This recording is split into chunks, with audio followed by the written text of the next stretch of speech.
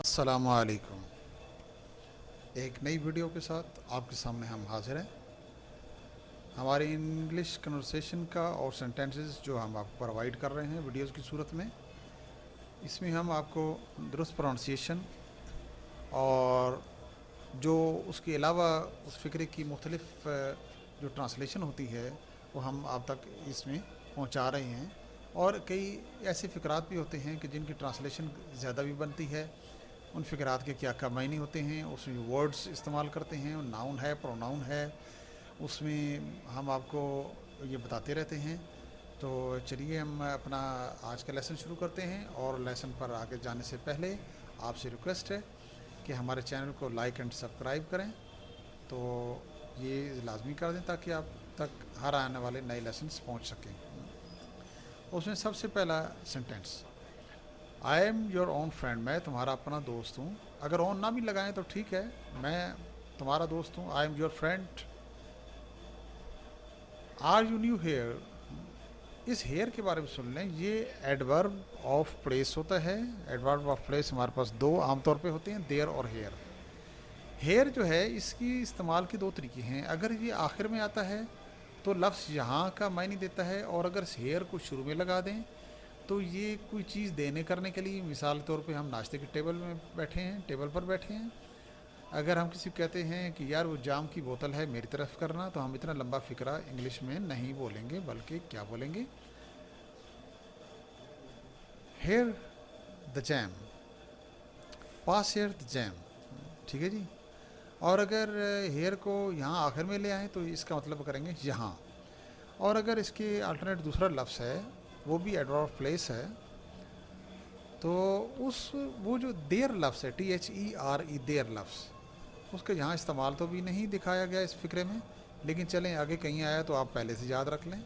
उस देर को अगर फ़िक्रे के शुरू में लगाएं तो उसका कोई भी मायने नहीं होगा। ठीक है। और अगर दरमियान में या आखिर में आ जाए तो फिर उसका मीनिंग्स हम करेंगे वहाँ में। नेक्स्ट सेंटेंस पे जाते हैं।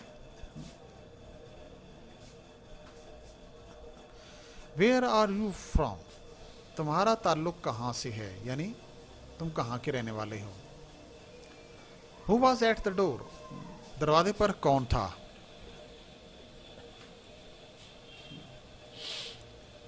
वर यू देयर, याद रखें यू जो है ये सेकंड पर्सन सिंगुलर भी है और प्लूरल भी है। इसके साथ हमेशा हम वर ही इस्तेमाल करते हैं। तो क्या तुम वहाँ थे, ये अब कोई पता नहीं एक को कह रहा है या ज़्यादा को कह रहा है, लेकिन हमने इस्तेमाल एक बंदे के लिए भी तुम इस्तेमाल करेगा या तू, लेकिन यू जो है ये सेकंड पर्सन सिंगुलर भी और प्लूरल भी है। अब देर का मतलब देखें वहाँ पे आ गया। He was not at home, वो घर पर नहीं था। I am not your enemy, मैं तुम्हारा दुश्मन तो नहीं हूँ। Why are you in hurry, are ना भी लगाएं तो भी ठीक है, लगा दें तब भी ठीक हो गया। तुम जल्दी में क्यों हो। यस व्हाट इज़ इट, हाँ क्या है। ये भी कह सकते हैं कि हाँ ये क्या है, या हाँ क्या बात है। जैसे हम दूसरे को कहते हैं हाँ भाई क्या बात है। इज शी योर सिस, ये शॉर्ट फॉर्म में लिखा है हमने, सिस या सिस्टर एक ही बात है। क्या वो तुम्हारी बहन है। इज योर फादर इन, क्या तुम्हारे अब्बू अंदर हैं।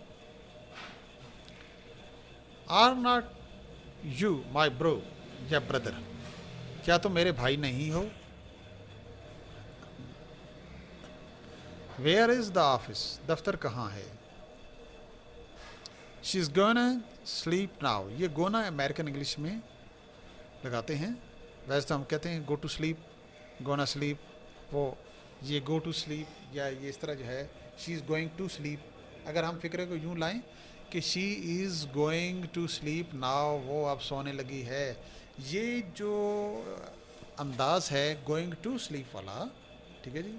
फिर दोहरा देते हैं, she is going to sleep now. अब ये जो फ़िक्रे का जो स्ट्रक्चर मैं इस्तेमाल किया, ये अंदाज़ जो है ये ब्रिटिश ग्रामर का है, ब्रिटिश लैंग्वेज में है। और ब्रिटिश जो है ग्रेट ब्रिटेन यानी कि बरतानिया इंग्लैंड, तो हमारे यहाँ जो ज़्यादा इंग्लिश का रवाज पकड़ गया है वो अमेरिकन इंग्लिश है, उसमें लफ्ज़ गोना इस्तेमाल, गोइंग टू वो शार्ट करते हैं ना जी, ठीक है। वो अब सोने लगी है। What are you gonna do, तुम क्या करने लगे हो, यानी what are you going to do, what are you going to do, या अमेरिकन इंग्लिश में हम उसको what are you gonna do, तुम क्या करने लगे हो। I am fond of speaking English, I am fond of, fond मैंने शौकीन होता है, ठीक है जी।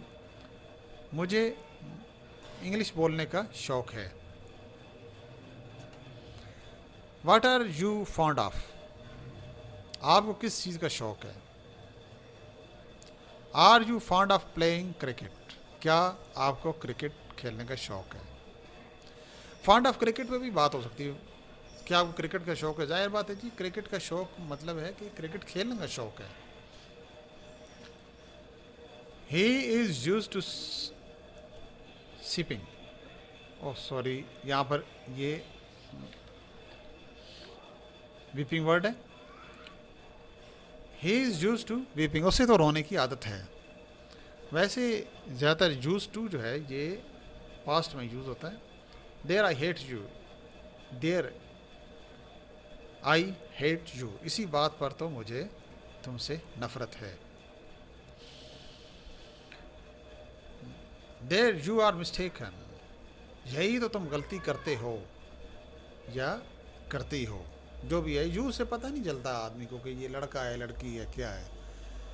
वो तो फिर जिस वक्त हम उसके सामने बोल रहे होंगे तो फिर हम उसके हिसाब से बोलेंगे, भाई वो लड़का है ये लड़की है। यूज़ के लिए यूज़ करेंगे तो वो तो फिर कंफर्म हो जाएगा कि ये लड़की है ये लड़का है। ये ट्रांसलेशन में हमने करती हो या करते हैं या करते हो लगाते हैं। देयर गोज द बेल, लो घंटी बज गई। देयर ही गोज अगेन, देखो वो इसी गलती को दोबारा करने लगा है। देयर देयर नेवर माइंड, बस बस कोई बात नहीं। There is a bag in my room, bring it, मेरे कमरे में एक थैला है उसे ले आओ। ब्रिंग इट, ले आओ, इससे ले आओ। देयर इज नथिंग स्पेशल, कोई ख़ास बात नहीं है। Is there anyone in the bathroom, क्या गुसल खाने में कोई है। How many provinces are there in Pakistan, Pakistan में कितने सूबे हैं। Is there any glass here, क्या यहाँ कोई गिलास है। देखें अब देयर का यहाँ पर कोई मायने नहीं किया गया, हेयर का यहाँ पे हमने वर्ड उर्दू में यूज़ किया है यहाँ। Is not there anyone home, क्या घर पर कोई नहीं है। There was nobody in the office, दफ्तर में कोई ना था। Is there anything I can do for you, क्या मैं आपके लिए कुछ कर सकता हूँ।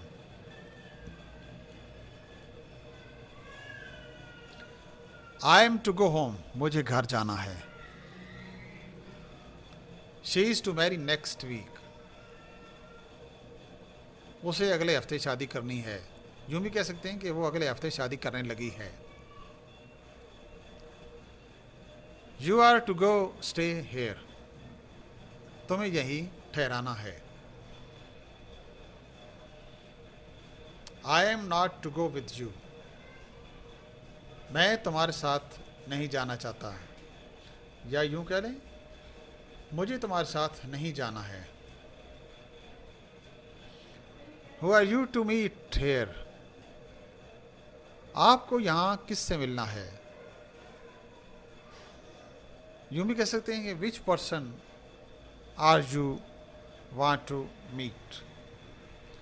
I am to talk with you, मुझे आपसे बात करनी है। वेयर आर यू गोइंग, तुम कहाँ जा रहे हो। Why were you talking, what is he searching for. चाहे यहाँ पे हो यू लगा लें, ही लगा लें, वो क्या तलाश कर रहा है या तुम क्या तलाश कर रहे हो, ये हमारे साथ छोटी सी मिस्टेक हो गई है, sorry. I am looking for my pen, मैं अपना पेन तलाश कर रहा हूँ। लुकिंग फॉर यानी कि वो तलाश कर रहा है। Why is she learning English, वो इंग्लिश क्यों सीख रही है। What are you staring at, तुम क्यों घूर रहे हो, यानी तुम किस चीज़ के लिए घूर रहे हो। स्टेयर का मतलब होता है घूरना, लगातार देखना। वेट अ बिट, बिट कहते हैं थोड़ी सी छोटी सी चीज़ को, यानी कि ज़रा सा इंतज़ार करो। Go to the doctor, doctor के पास जाओ। लुक आउट, बाहर देखो। लुक एट मी, मेरी तरफ देखो। Take care of your health, अपनी सेहत का ख्याल रखो। बी पंक्चुअल, वक्त के पाबंद बनो।